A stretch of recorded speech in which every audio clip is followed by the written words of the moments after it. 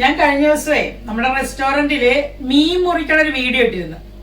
അപ്പൊ അതിനകത്ത് ഒരുപാട് പെൺകുട്ടികളും ആൺകുട്ടികളും ഒക്കെ എന്നോട് ഒത്തിരി ജോലി ചോദിച്ചു. അതായത് റെസ്റ്റോറന്റില് കുക്കിംഗ് ഫീൽഡാണ് എല്ലാവരും ചോദിച്ചത്. അപ്പൊ അതിൽ ഇൻട്രസ്റ്റ് ഉള്ളവരാണ് എന്നോട് ചോദിച്ചത്.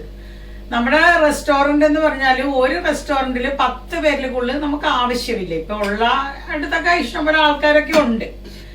പിന്നെന്ന് പറയുമ്പോ ഞാനും മാർച്ചിൽ നാട്ടിൽ വരുന്നുണ്ട്. അപ്പൊ ഈ ചോദിച്ച കുട്ടികളോടൊക്കെ ജോലി ഇല്ല, നിങ്ങൾ പോയിട്ട് ജോലി നോക്കിക്കോ എന്ന് പറയാനൊരു മനസ്സില്ല.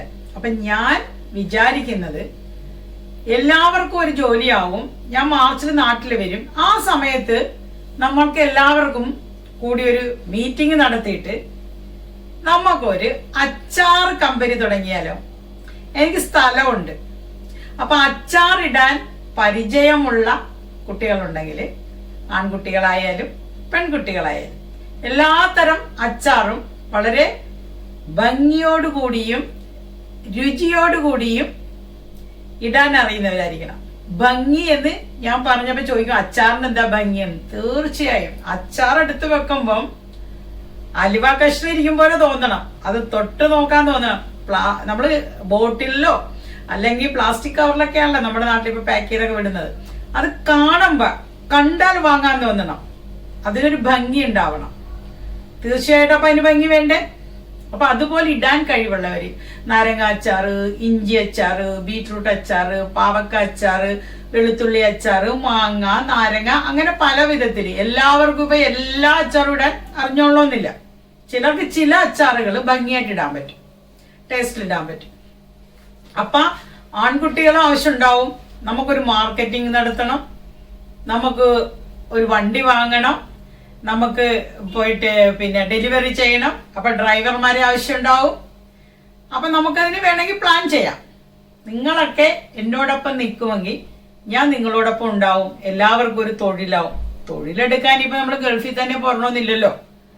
നമുക്ക് ജീവിക്കാൻ ഒരു തൊഴില്, ജീവിക്കാൻ പണം, ഇതാണ് ആവശ്യമെങ്കിൽ നമുക്കൊക്കെ കഴിവുള്ളവരാണ്. എനിക്കതുണ്ട്, കോൺഫിഡൻസ് ഉണ്ട്, ടാലന്റ് ഉണ്ട്, കഴിയുമെന്നുള്ളൊരു ആത്മവിശ്വാസം ധാരാളമാണ്. കാരണം എന്റെ അനുഭവം കൊണ്ട്, എന്റെ ജീവിതം കൊണ്ട് ഞാൻ തെളിയിച്ചിട്ടുള്ള കാര്യങ്ങളാണ്. എന്നെ അറിയുന്നവര്, പുതിയതായിട്ട് കാണുന്ന ആൾക്കാർക്ക് ഒരുപക്ഷെ എന്നെ അറിയാൻ പറ്റില്ല. പക്ഷെ ഞാനിടുന്ന വീഡിയോ കാണുന്ന എന്റെ നാട്ടുകാര്, എന്റെ വീട്ടുകാര്, എന്റെ മക്കള്, ഇവർക്കൊക്കെ ഞാൻ പറയുന്നത് സത്യമാണെന്ന് മനസ്സിലാവുമല്ലോ. വീഡിയോ എനിക്ക് ഒളിച്ചിടാൻ പറ്റില്ലല്ലോ. ഇത് പരസ്യമായിട്ടല്ലേ ഞാൻ ഇടുന്നത്. അപ്പം ഇതിൽ കഴിവ് തെളിച്ചിട്ടുള്ള ഒരാളാണ് ഞാന്. അപ്പൊ കുറെ കുട്ടികള്, അവർക്ക് ഒരു വഴികാട്ടിയായി നിൽക്കാൻ ഞാൻ തയ്യാറാണ്.